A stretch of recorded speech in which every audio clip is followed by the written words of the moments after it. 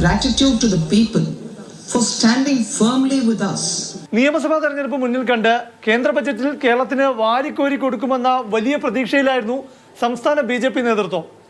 അതിനാൽ സംസ്ഥാനത്തെ ബി.ജെ.പി. ഓഫീസുകളിൽ ബി.ജെ.പി. നേതാക്കൾ കേന്ദ്ര ബജറ്റ് കണ്ടത് മാധ്യമങ്ങളുടെ സാന്നിധ്യത്തിലായിരുന്നു.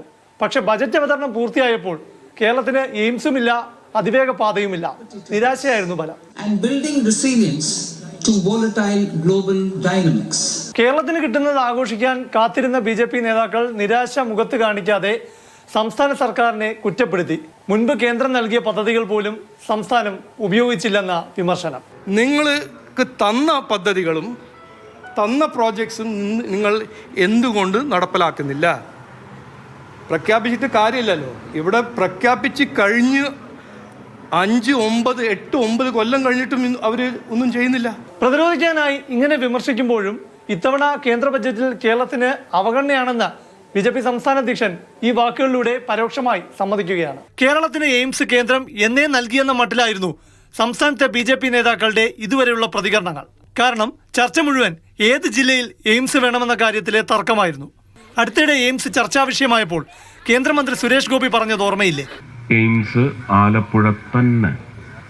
അത് ഞാൻ തൃശ്ശൂർ 19 വന്ന് നിൽക്കുന്നതിന് മുമ്പ് പറഞ്ഞ ഒരു വാക്കാണ്. ബി.ജെ.പി. സംസ്ഥാന അധ്യക്ഷൻ രാജീവ് ചന്ദ്രശേഖർ എയിംസ് തിരുവനന്തപുരത്ത് വേണമെന്ന ആവശ്യക്കാരനാണ്. എൻ്റെ ഒരു ആഗ്രഹമാണ് തിരുവനന്തപുരത്ത് വരണം, നെയ്യാറ്റിൻകരയിൽ വരണം. എനിക്ക് അത് പറയാൻ എൻ്റെ ഒരു അവകാശമാണ്. ഞാൻ അവിടെ മത്സരിച്ച് അവിടെ 3.5 ലക്ഷം ജനങ്ങൾ എന്നെ സപ്പോർട്ട് ചെയ്ത ഒരു സ്ഥലത്ത് എനിക്ക് എയിംസ് കൊണ്ടുവരാൻ ആഗ്രഹമുണ്ട്. അത് ഞാൻ പറയും. എയിംസ് തിരുവനന്തപുരത്ത് വേണമെന്നും കാസർഗോഡ് വേണമെന്നും അതാത് ജില്ലയിലെ ബി.ജെ.പി. നേതാക്കൾ അവകാശവാദം ഉന്നയിച്ചതാണ്. അതിനാൽ നിയമസഭാ തെരഞ്ഞെടുപ്പിൽ എയിംസ് ബി.ജെ.പിയെ ഉത്തരം മുട്ടിക്കും.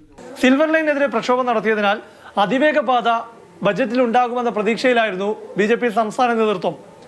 DPRന്റെ പണി തുടങ്ങിയതായി മെട്രോമാൻ ഇ ശ്രീധരൻ ഒരാഴ്ച മുൻപ് പറഞ്ഞതിനാൽ ബജറ്റിൽ ഉൾപ്പെടുമെന്ന് എല്ലാവരും പ്രതീക്ഷിച്ചു. 7 അതിവേഗ റെയിൽവേ പദ്ധതികളെ പറ്റി മെൻഷൻ ചെയ്തിട്ടുള്ളത് അത് ഡിഫറൻറ്റ് ആട്ടോ, അതിന് ബന്ധമില്ല.